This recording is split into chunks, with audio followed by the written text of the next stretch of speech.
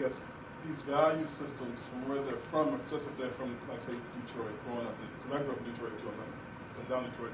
But growing up in Detroit and coming into academia, and it's a very different performance one is doing in academia versus performance you're doing in the residential area, in Detroit.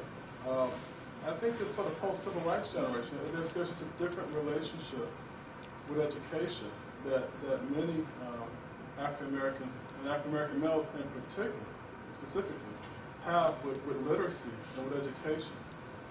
There's just division. Those that came and grew up and have a real linkage with the civil rights movement, and those that came afterwards were the beneficiaries and don't always feel like they've received whatever the benefits and don't feel the same connection. And actually, it's just this challenge of getting them to embrace literacy. This is as much part of your culture and who you are. It's this idea of, quote, we're supposed to have this street persona, and I think which has a more legitimacy in my eyes. I think there's a pragmatics of where they grew up that I understand why they do that in the streets, but getting them to move away from that and to see a fuller range of what it means to be who you are is a challenge.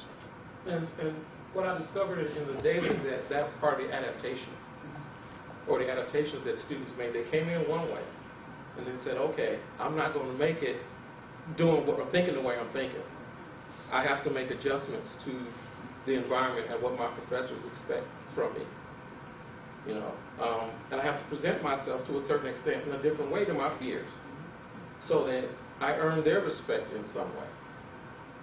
But what happens is, in that process, you lose time and energy and focus trying to meet the expectations of people that, I guess, to a certain extent, don't really matter.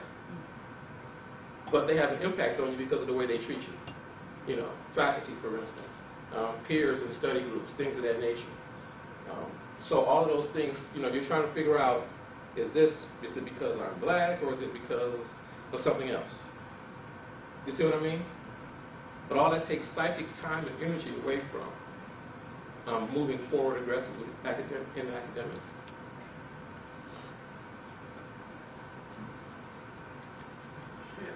You see what I mean about being fearless? About being articulate.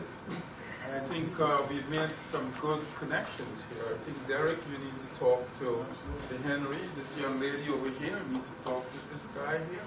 And all the others need to know what Henry is doing